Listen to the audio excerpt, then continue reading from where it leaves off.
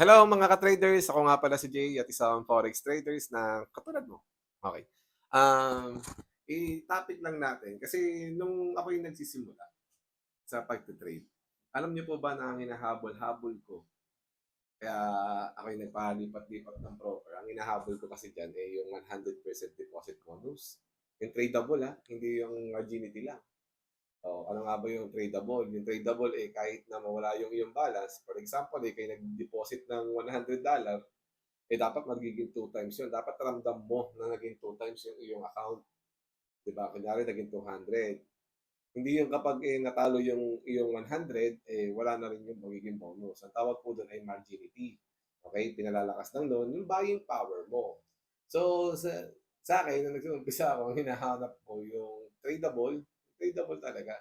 Yung losable, parang gano'n, hanggang maubos yung bonus. Okay? So, ayun, kaya nagpalipat-lipat ako nun. Kasi malaking bagay talaga nung nagte-trade ako sa Forex, ang laking bagay kasi kapag nakakita ka ng 100% deposit bonus, isipin mo kung meron ka lang 200, kayo lang yung kaya mong ilagay di ba?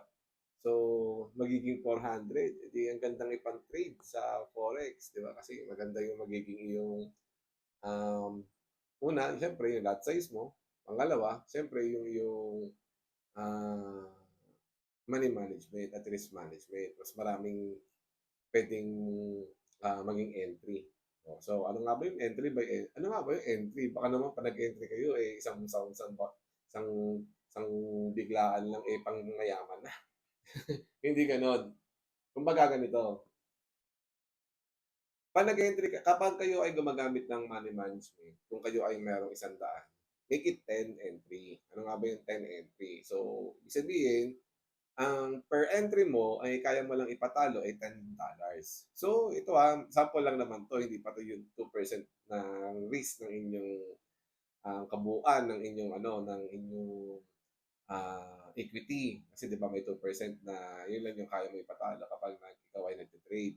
Pero kasi isa rin 'to sa mga money management at yung money management naman apply naman natin yan sa buhay o sa pang-araw-araw natin, kahit di tayo nagte-trade, 'di ba? For example na lang si misis, na kapag binigyan mo ng budget, i-aano niya yun, tawag dito, titipirin niya para umabot hanggang sa susunod na sahod. So, gano'n din yun. So, yun yung pagma-manage ng inyong, pera. So, gano'n din, kumbaga kung may $100 ka, make it 10, 10 entry. So, kapag natalo, talo mo lang $10. Diba? Kunyari, 0.01, natalo ka ng 100 pips, so may negative 10 ka. So, gano'n. Hindi may malitira ka pang 90, di may siyam ka pang entry. Siyam. Siyam. Hindi ko ano. Sa siyam na may pang entry ka. So, kapag gano'n na may siyam ka na pang entry, edi may chance ka pang makabawi. Diba? May chance ka laging makabawi sa pag-trade sa Forex. Okay? So, ayun. Kaya naman tuwan-tuwa ako kapag nakakita ako ng broker na may 100% deposit bonus na tradable, na kumbaga losable hanggang maubos nga yung bonus. So, yun. Hinahunting ko siya. Kaya kung saan-saan ako napadpad, napunta ako kay XM. Basta marami pang mga nagbibigay ng 100% deposit bonus Maraming trade. Ewan ko na lang ngayon, mukhang konti na lang. Alam ko, sila BT, si Vantage, nagbigay din yung mga yan. So, yun. Sa mga may 100% deposit bonus na tradable, so isa si BT, isa si Vantage, isa si XM, at si ano pa, si Fortune Prime, meron din. Okay, si Pew Prime, meron din. So, ayun yung mga napuntahan ko nung tawag dito, nung ako yung nagte-trade Talagang, kahit hanggang ngayon, di ba, nangahanting tayo ng mga 100% deposit bonus na yan. Kapag meron talagang sunggab. Kasi sayang Di ba? Meron akong alam na mataas. Ito, which is nga ito nga si Fortune Prime na may 100% deposit bonus, losable o tradable, hindi lang basta for marginity, okay? Na umaabot hanggang 1,000 USD. Ibig sabihin, kung maglalagay ka ng 1,000 USD, edi magiging 2,000 USD. Pero kapag nag-above na, kunyari naglagay ka ng 2,000, hindi na bra. Yun nga lang, hindi siya katulad nila XM na nandun na sa website. Magkaiba kasi kay Fortune Prime, iba. Ah, yung nasa website is ano, for marginity.